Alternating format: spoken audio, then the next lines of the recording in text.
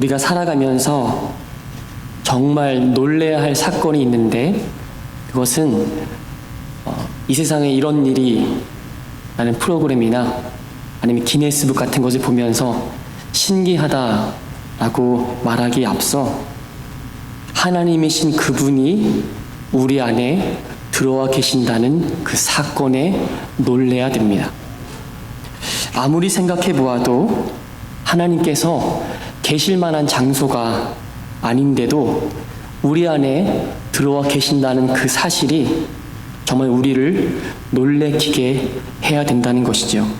그런데 이 사실보다 더 놀라운 사실은 그 하나님이 우리 안에 계심에도 불구하고 안 계시는 것처럼 살아가고 있는 사람들이 많다는 사실입니다.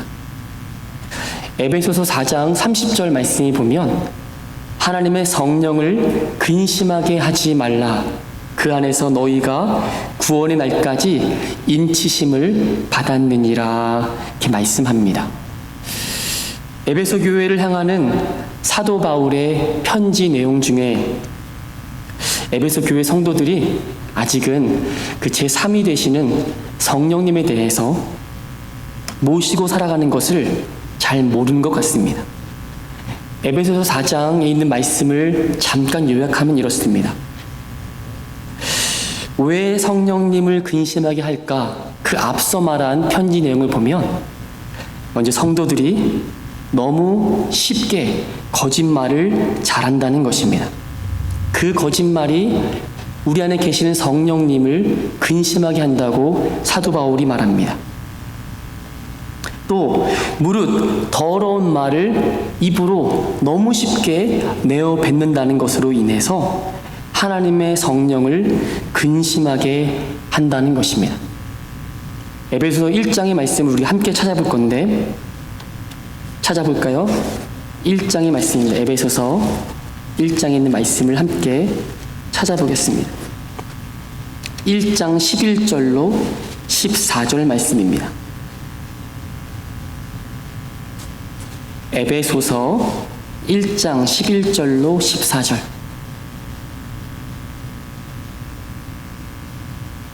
신약성경 310쪽에 있습니다. 우리 함께 한번 4절을 11절부터 14절까지 함께 한 목소리로 읽어보겠습니다. 시작.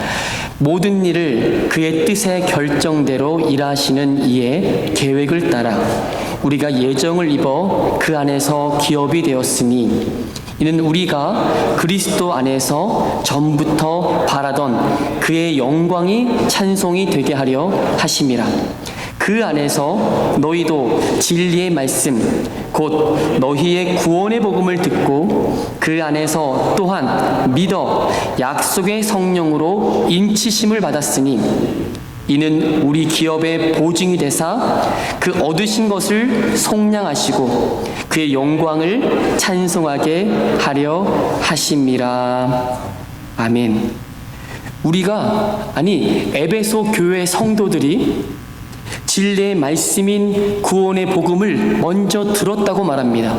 그리고 그 말씀을 믿었다고 말하고 성령께서 인치심, 다른 말로 하면 디파짓, 보증으로 성령을 주시고 주님 오실 날까지 구원이 다 이루기까지 함께 하신다라고 말씀하고 있는 것입니다.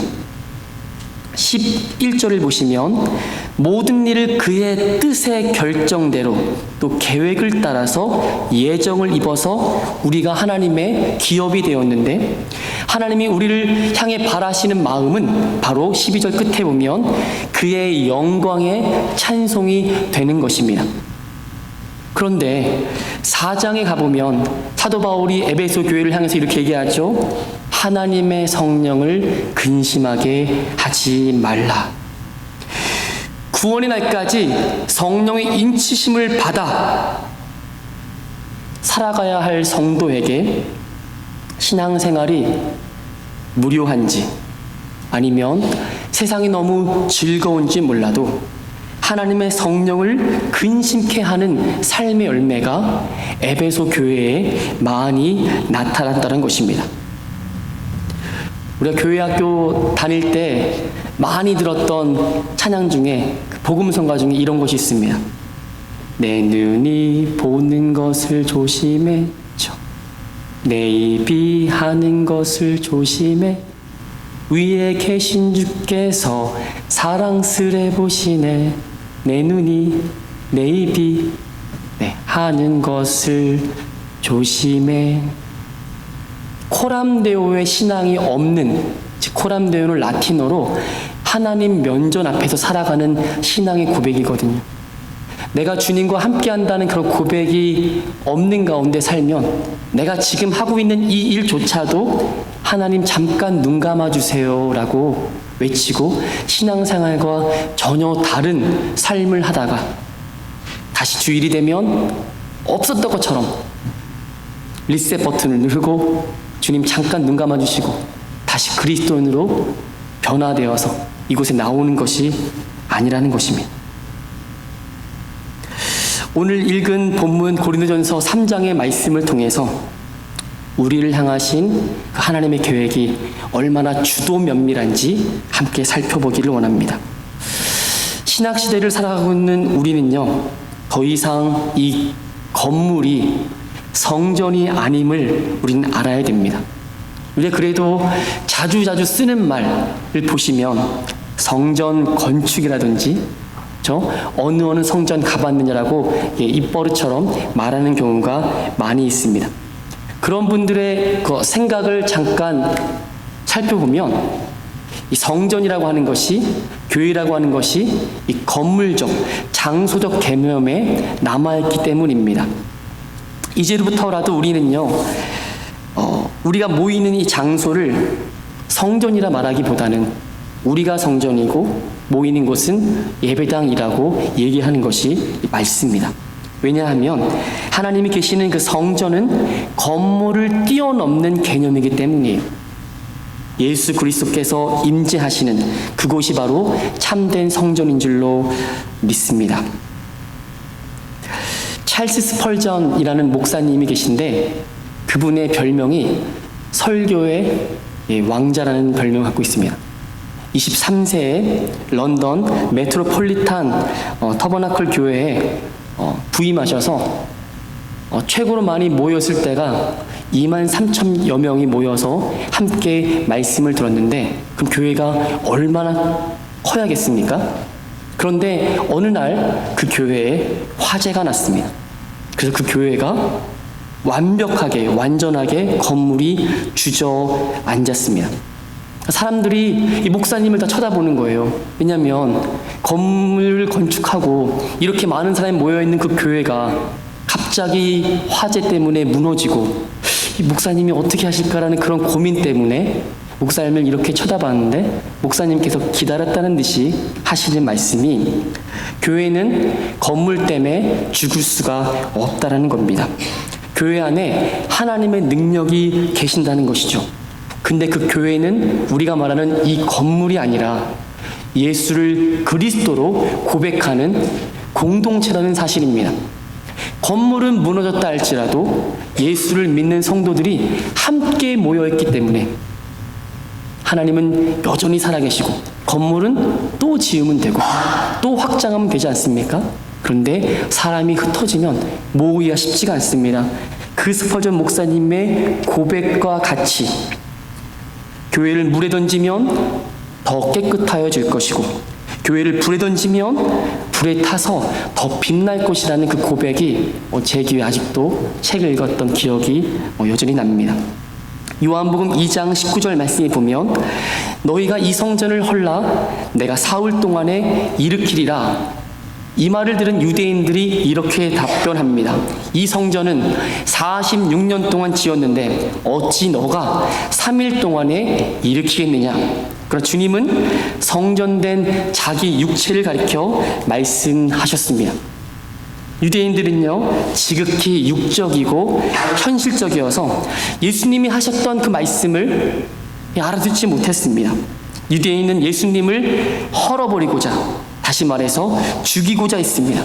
그러나 몸을 지니신 예수님은 자신이 십자가에 죽으셨지만 3일 만에 부활하시고 성령의 능력으로 새로운 성전이 되신 것입니다. 다시 말씀드려서 예수 그리스도 바로 그분께서 십자가 사건 이후에 하나님을 만나러 가는 곳은 예루살렘 성전이 이제는 아니라 예수님을 만나는 장소가 그리스도로 바뀐 것입니다. 그러므로 이 시대에 하나님을 만나기 원하는 사람은요, 그 어느 장소도 아닌 예수 그리스도께로 더 가까이 나와야 할 줄로 믿습니다. 이 말씀에 더해서 오늘 본문이 우리에게 알려주는 더 놀라운 진리는 무엇입니까? 그것은 예수 그리스도가 새로운 성전 되신 것뿐만이 아니라 예수를 믿는 우리까지도 하나님의 영이 계시는 성전이라고 말씀하시는 것입니다. 다시 한번 고린도전서 3장 16절을 함께 풀이내서 한번 읽어보겠습니다. 3장 16절입니다.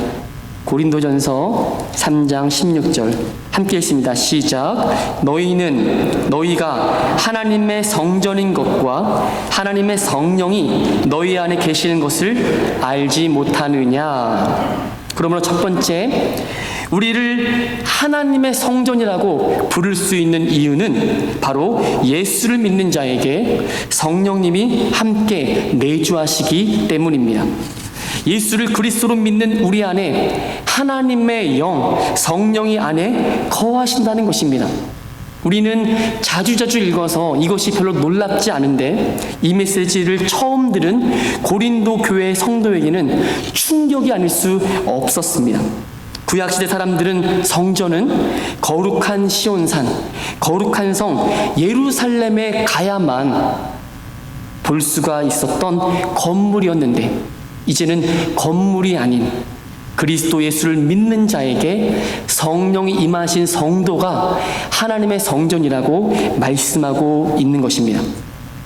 저들은 항상 성전 뜰을 밟을 때면 정결례식을 반드시 거쳐야 했고 죽음을 면하는 그 부정한 것을 다 떨쳐버려야 했습니다. 감히 내가 어찌 성전 되느냐 이렇게 얘기할 수밖에 없었던 것이죠. 그런데 신약시대에 이르러서는 하나님의 영이 하나님의 아들이라 불리는 예수님 안에 온전히 거하시고 그러므로 예수님이 살아 움직이시는 성전이 되셨습니다. 그런데 사도 바울은 한 걸음 더 나아가 편지를 읽고 있는 고린도 교회 성도들에게 그리고 오늘 예배하는 달라스 동부장로 교회 성도들에게 말하는 것입니다. 우리가 하나님의 성전이 되었다는 것입니다. 그뿐만이 아니지요. 이제는 예수를 그리스도로 모시는 모든 사람들에게 성령이 임하시고 하나님의 놀라운 성전 된 줄로 믿습니다. 사실 이거는요 정말 충격적인 메시지예요. 어떻게 이렇게 내 자신을 내가 알고 너무 형편도 없고 옆에 있는 나의 짝꿍 배우자도 나를 알고 집사님도 나를 알고 권사님도 나를 알고 내가 누군지 이미 잘 알고 있는데 어떻게 내가 하나님의 성전이라고 말할 수가 있을까? 이렇게 보잘것없는 사람들을 하나님의 성전, 거룩하고 신성한 성전으로 삼겠다는 것은 이미 구약시대의 요엘을 통해서 말씀하셨고요. 성령 충만받은 베드로가 그 말씀을 선포합니다. 사도행전 찾아볼게요. 사도행전 2장의 말씀입니다. 사도행전 2장 17절로 18절 말씀입니다. 사도행전 2장 17절로 18절 말씀을 함께 읽겠습니다. 신약성경 188면에 있고요. 제 성경으로는요. 사도행전 2장 17절과 18절을 함께 읽습니다. 시작. 하나님이 말씀하시기를 말세에 내가 내 영을 모든 육체에 부어주리니 너희의 자녀들은 예언할 것이요 너희의 젊은이들은 환상을 보고 너희의 늙은이들은 꿈을 꾸리라. 그때 내가 내 영을 내 남종과 여종들에게 부어주리니 예언할 것이요 또 내가 위로 하늘에서는 기사를 아래로 땅에서는 징조를 베풀리니 곧 피와 불과 연기로다. 아멘이십니까? 하나님께서 선지자를 통해서 하신 말씀은 반드시 성취된다는 것이에요. 하나님의 말씀이 입에서 나가서 다시 그 입으로 돌아오지 않는다고 말씀하고 반드시 이룬다라고 또 말씀하잖아요. 그런데 아직 하나님의 예언의 말씀이 성취되지 않은 것이 있지요. 그것은 바로 신랑 되신 예수님께서 다시 오실 그날이 이루어지지 않았습니다. 예수님께서 영광 중에 구름 타시고 다시 오시는 그날이 아직 성취되지 않았다는 것이에요. 온 세계에 하나님께서 성령을 부으시고 교회되게 하신 그 사람들이 이제는 하나가 되고 주님이 오실 그 길을 함께 예비하고 연합하여서 마라나타, 아람어인데요, 주 예수여 오시옵소서, 이 기도 제목이 이루어질 줄로 믿습니다. 예수님은 알파와 오메가십니다. 예수님은 처음이시고 나중 되십니다. 예수님이 하신 말씀, 하나님께서 하신 말씀은 반드시 성취되는 줄로 믿습니다. 저와 여러분이 반드시 그 영광스러운 날을 보게 될 것입니다. 오순절 날에 초대교회의 성령을 공식적으로 부으셨어요. 바로 교회의 시작은 성령 하나님이 교회에 임하시는 것으로 시작됩니다. 성령 하나님께서는 예수 그리스도를 믿는 자들의 모임 가운데 충만하게 임하셨습니다. 그래서 신약 시대, 은혜의 시대, 마지막 때를 살아가고 있는 저와 여러분에게 하나님은 성령을 부으셔서 하나님의 집, 성전이 되게 하신 것입니다.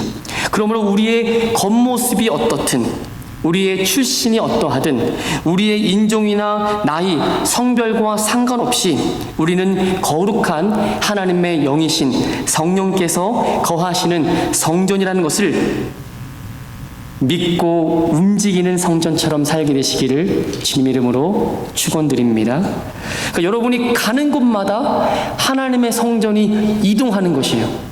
그냥 교회 건물이 아닌 내가 예수를 믿기에 내 안에 사시는 성령을 인하여서 내가 가는 곳마다 거룩한 성전이 되고 발로 밟는 모든 땅이 다 거룩한 성전이 될 줄로 믿습니다. 두 번째로 성전의 특징은 거룩함입니다.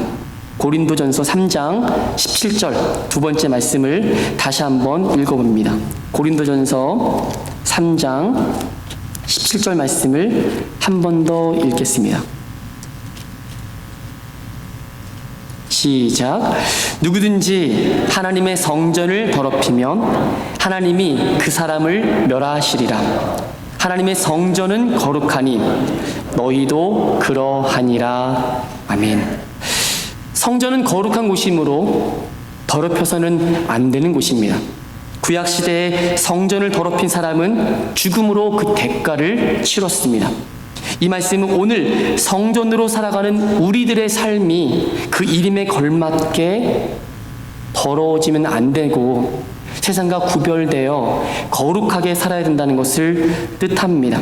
오늘 말씀을 자주 찾아보는데 괜찮죠? 네, 고린도후서 말씀 한 번 더 보겠습니다. 고린도후서입니다. 옆으로 지나가시면 돼요. 고린도후서 6장 16절로 7장 1절입니다.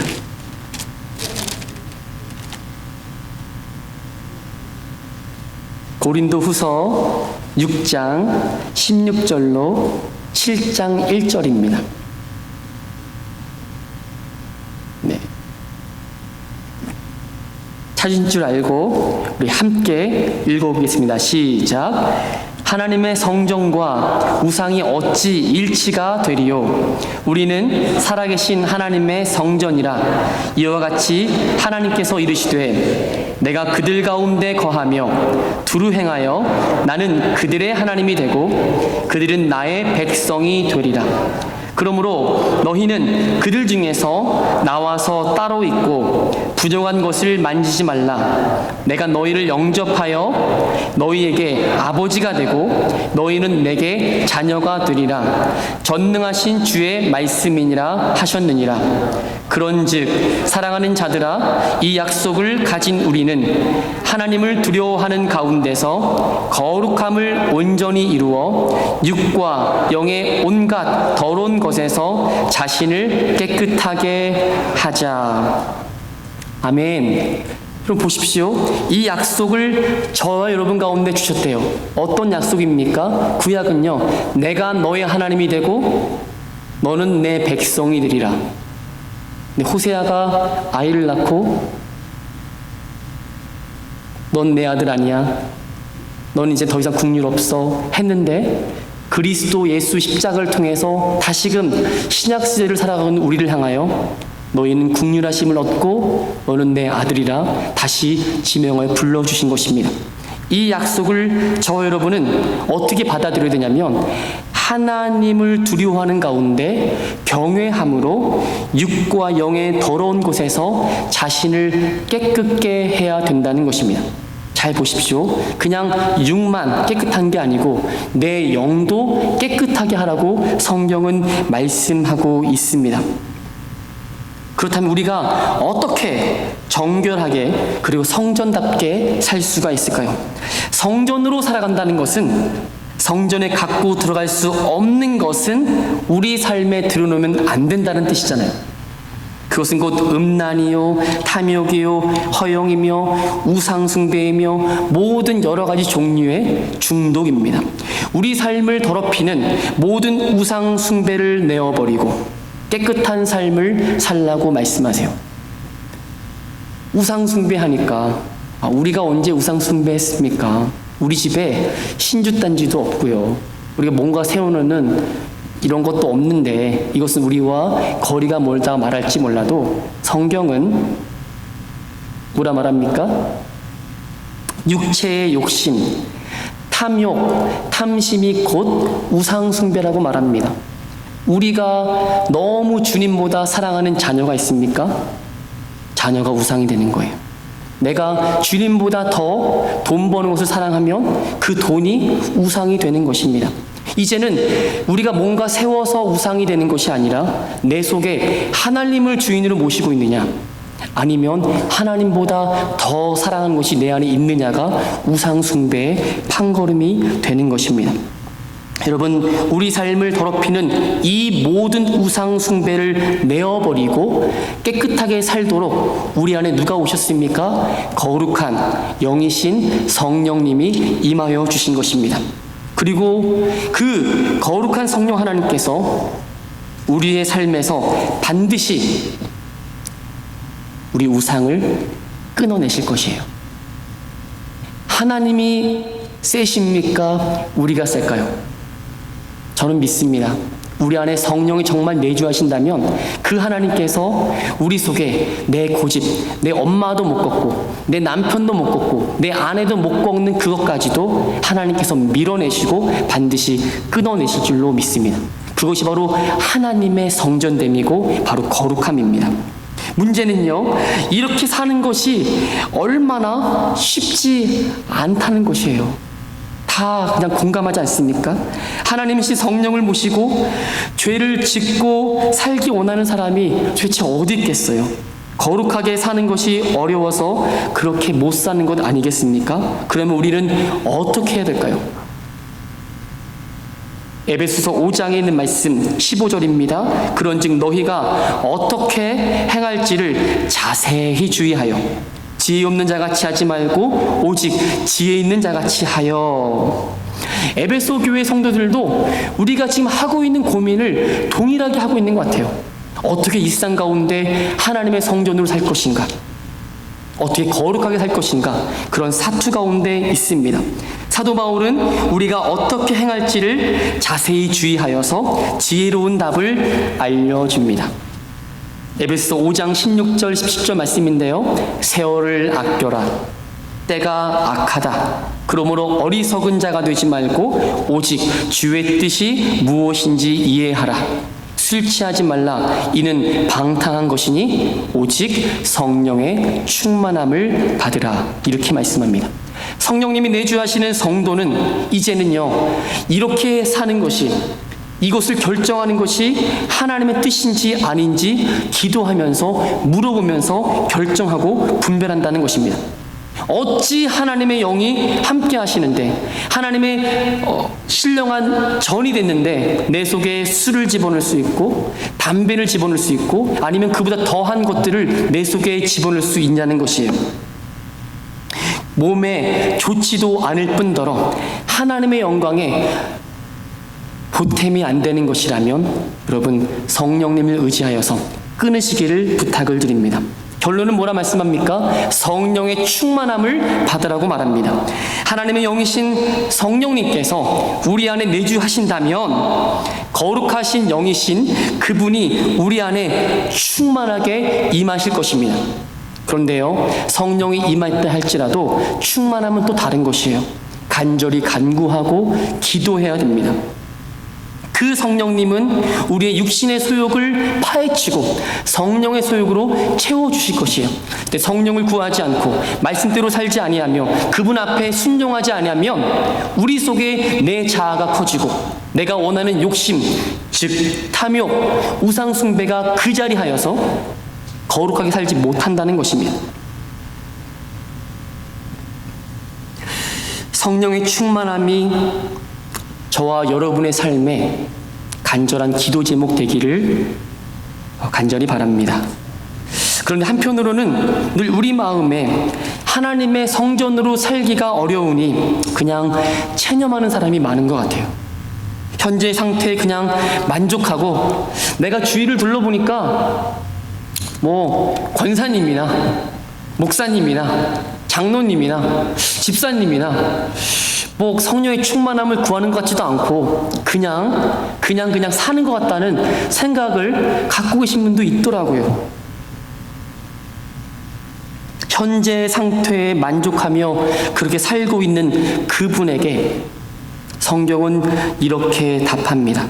우리가 하나님의 성전으로 살기를 포기하지 말아야 할 이유, 하나님의 성전으로 이 세상에서 승리할 수 있는 이유를 요한일서 4장 4절에 이렇게 말씀합니다. 자녀들아, 너희는 하나님께 속하였고 또 그들을 이겼나니 이는 너희 안에 계신 이가 세상에 있는 자보다 크심이라. 너희 안에 계신 이가 세상에 있는 자보다 크심이라. 우리 안에 계셔서 우리를 성전 삼으시고 만드시는 하나님의 성령님이 세상의 그 어떤 것보다, 그리고 원수와 사단보다 크시다고 말씀합니다. 그분의 능력과 은혜로 우리는 반드시 승리할 줄로 믿습니다. 그것은요, 이길 수 있는 싸움이에요. 그리고 이길 수밖에 없는 싸움이고, 그리고 이기기로 예정된 싸움인 줄로 믿습니다. 이제 내주하시는 그 성령님께서 우리 속에 정말 원하시는 것이 무엇인지를 알잖아요. 하나님 앞에서 호람대오의 삶과, 그리고 정말 성전이라면 거룩하게 살아야 된다는 그 귀한 말씀을 붙잡고 충만하게 하여 주옵소서 하고 간절히 기도하는 것이 필요합니다. 그리고 이제는 우리의 몸이 우리 것이 아님을 우리는 고백해야 됩니다.